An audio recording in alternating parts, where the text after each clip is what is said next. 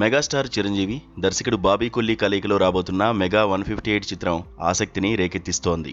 గతంలో వీరిద్దరి కాంబినేషన్లో వచ్చిన వాల్తేరు వీరయ్య బాక్సాఫీస్ వద్ద రికార్డు స్థాయి వసూళ్లను సాధించడమే కాకుండా మెగాస్టార్లోని వింటేజ్ మాస్ యాంగిల్ను వెలికితీసింది.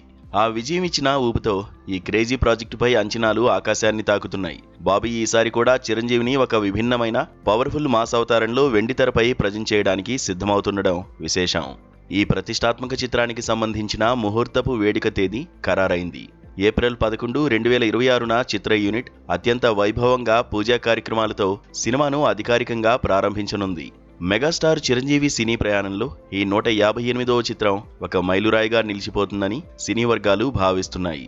ఈ ప్రారంభోత్సవ వేడుకకు పరిశ్రమలోని పలువురు ప్రముఖులు హాజరయ్యే అవకాశం ఉండడంతో సోషల్ మీడియాలో ఇప్పుడే ఈ సినిమాకు సంబంధించిన చర్చ మొదలైంది.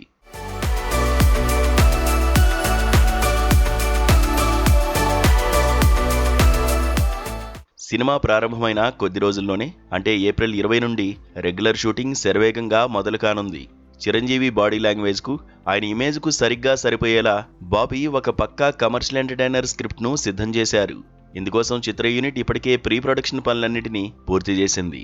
భారీ సెట్స్తో పాటు కీలకమైన షెడ్యూల్స్ కోసం లొకేషన్ల ఎంపిక కూడా పూర్తయినట్లు సమాచారం.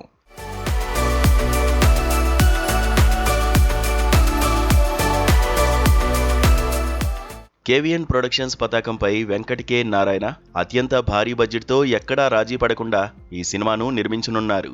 సాంకేతిక పరంగా కూడా ఈ చిత్రం అత్యున్నత ప్రమాణాలతో ఉండబోతోంది. నిమిష్ రవి ఈ సినిమాకు సినిమాటోగ్రాఫర్గా వ్యవహరిస్తుండటంతో విజువల్స్ సరికొత్తగా ఉంటాయని తెలుస్తోంది. అలాగే స్టార్ మ్యూజిక్ డైరెక్టర్ థమన్ ఈ చిత్రానికి సంగీతాన్ని అందించనున్నట్లు తెలుస్తోంది.